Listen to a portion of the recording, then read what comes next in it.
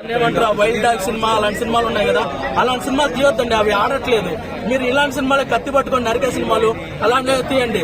రంగస్థలం లాగా ఉంది సినిమా. ఈ సినిమా రంగస్థలం లాగా దాన్ని ఏమంటారు ఒక పుష్ప లాగా ఉంది ఈ సినిమా. ముఖ్యంగా దాన్ని ఏమంటారు ఒక సీన్ ఉంటది అనమాట, 5 minutes సీన్ ఉంటది. అల్లరి నరేష్ గారిని సినిమా స్టోరీ చెప్పకూడదు కాబట్టి చెప్పట్లేదు. రంగస్థలంలో దాన్ని ఏమంటారు ఆది పినిశెట్టి గారిని చంపేటప్పుడు ఫైట్ ఉంటది కదా, ఆ ఫైట్ ఎలా ఉంటుందో అంతకంటే అలా ఆ రేంజ్ లో ఉందన్నమాట ఫైట్. అల్లరి నరేష్ గారిని సినిమా స్టోరీ చెప్పకూడదు కాబట్టి చెప్పట్లేదు. 5 నిమిషాలు అసలు మా ప్రేక్షకుల్ని ఏడిపిస్తారనమాట. నాగార్జున గారు ఏడిపిస్తారు, అలానే దాన్ని ఏమంటారు అల్లరి నరేష్ గారు ఏడిపిస్తారు. రాజ్ తరుణ్ గారు ఈ సినిమాలో రాజ్ తరుణ్ గారికి మంచి క్యారెక్టర్ ఇచ్చారు ఈ సినిమాలో. దాన్ని ఏమంటారు ఈ సినిమాలో ముఖ్యంగా చెప్పుకోవాల్సింది మన డైరెక్టర్ గురించి. డైరెక్టర్ ఈ సినిమాలో కొత్త డైరెక్టర్ అయినప్పటికీ విజయ్ పిన్ని గారు బీటెక్ చేశారు. బీటెక్ చేసినప్పటికీ అతనికి ఒక ఇంజనీరింగ్ గ్రాడ్యుయేట్ అలాంటి ఇంజనీరింగ్ గ్రాడ్యుయేట్ బీటెక్ చేసిన వ్యక్తికి నాగార్జున గారు ఛాన్స్ ఇచ్చారు. ఇది కొత్త ఏం కాదు. నాగార్జున గారు కొత్త డైరెక్టర్ ని ఎంకరేజ్ చేయడము, కొత్త డైరెక్టర్లకి ఛాన్స్ ఇవ్వడము.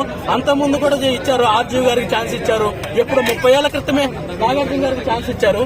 అలాగే ఇలా ఇప్పుడు విజయ్ పిన్ని గారికి కూడా ఛాన్స్ ఇచ్చారన్నమాట. ఈ సినిమాని నాగార్జున గారిని చూసినట్టు ఉండదు. మనకు రంగస్థలంలో రామ్ చరణ్ గారిని చూసినట్టు ఎలా ఉంటుందో అలానే ఉంటుంది ఈ సినిమా. ఈ సినిమా సంక్రాంతికి బ్లాక్ బాస్టర్. హనుమాన్ సినిమాకి పోటీ ఇచ్చే సినిమా ఏదైనా ఉందంటే ఇది నా సామి రంగానే. నాగార్జున గారు బ్లాక్ బాస్టర్ కొట్టారు. సంక్రాంతికి వస్తున్నాము కొడుతున్నాము అని గత 2 సినిమాలకు అన్నారు. సోంగాడు చిన్ననాయనకు, తర్వాత బంగారాజుకు అన్నారు.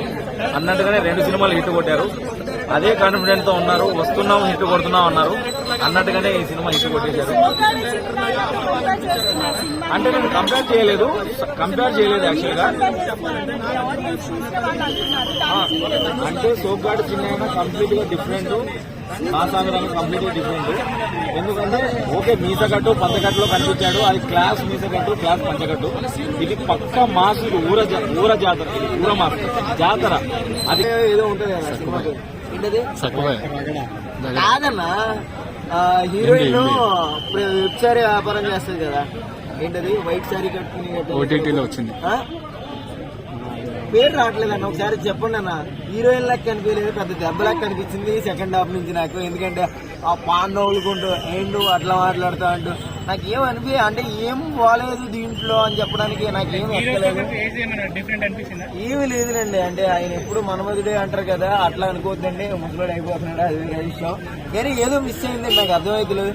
బాగుందని చెప్పాలా, బాగోదని చెప్పకూడదు. అల్లరి నరేష్ గారి క్యారెక్టరే లేదు దీంట్లో. అంటే చాలా అంతా ఉంటాడు అయినా, కానీ ఆయనకి అనిపించలేదు మనకి. ఏదైనా కొత్తగా అనిపిస్తే చెప్పొచ్చు, కానీ కొత్తగా ఏం అనిపించలేదు, మొత్తం చెత్తగానే అనిపిస్తుంది నాకైతే. జెన్యూన్ ఆడియన్ గా చెప్తున్నానండి. కాబట్టి నేను నిజంగా కొనుక్కున్నాను టికెట్, అమ్మతోడు కొనుక్కున్నాను. నేను టికెట్ కొనుక్కున్నాను కాబట్టి నేను బాధపడుతున్నాను అనమాట. 290 రూపాయలు దిగింది. ఆ 290 రూపాయలకి నాయం చేయలేదు. మళ్ళీ హనుమాన్ చూసినా పర్లేదు అనిపించింది, మళ్ళీ 4 సార్లు చూసినా పర్లేదు అనిపించింది. అరే మలయాళంలో ఈ సినిమా ఉంటది, దాన్ని 15 నిమిషాలు చూడండి. ఆ సినిమాకి ఈ సినిమాకి ఆ గుండెగడ చెప్తాడు, కంపారిజన్ చేయండి, క్వాలిటీ ఏంటో తెలిసిపోద్ది అనమాట. నాగార్జున గారు మీరు రాకూడదండి ఈ టైంలో. ఎందుకంటే అసలు ఆ సంక్రాంతి సంబరాలు తీసేయండి, ఆ వర్డే తీసేయండి. ఎందుకంటే నాగార్జున గారు మీరు పోతే పోయిన డబ్బులు పెద్దగా కూడా ఖర్చు పెట్టలేదు ఈ సినిమాకి.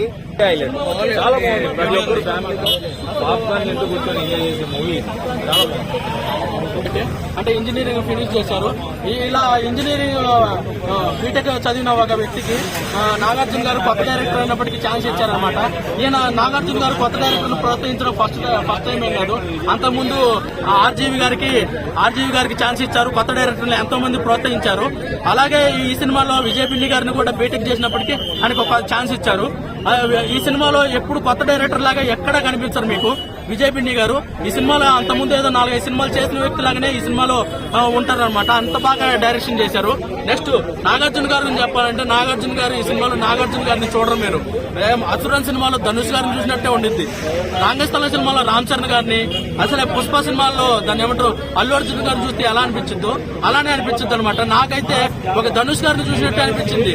అసలు ఒక సీన్ ఉంటుంది అనమాట, ఒక 5 నిమిషాల సీను. రంగస్థలం సినిమాలో మనకు దాన్ని ఏమంటారు ఆది పినిశెట్టి గారిని ఆ మొక్కజొన్న తోటలో కత్తులతో నరికే సీన్ ఉంటది కదా, అలానే ఈ సినిమాలో కూడా అదే రేంజ్ లో సీన్ ఉంటది అనమాట. ఈ సీన్ మామూలుగా అయితే చెప్పకూడదు, నేను చెప్తున్నాను హైలైట్ కాబట్టి. అల్లరి నరేష్ గారిని చంపే సీన్ ఉంటది. ఆది పినిశెట్టి గారిని ఎలా చంపుతారో అలానే ఒక సీన్ ఉండిద్ది అనమాట. ఆ సీన్ అయితే లిటరల్లీ గూస్ బంప్స్ అనమాట. రంగస్థలం రేంజ్ లో ఉండిద్ది అనమాట.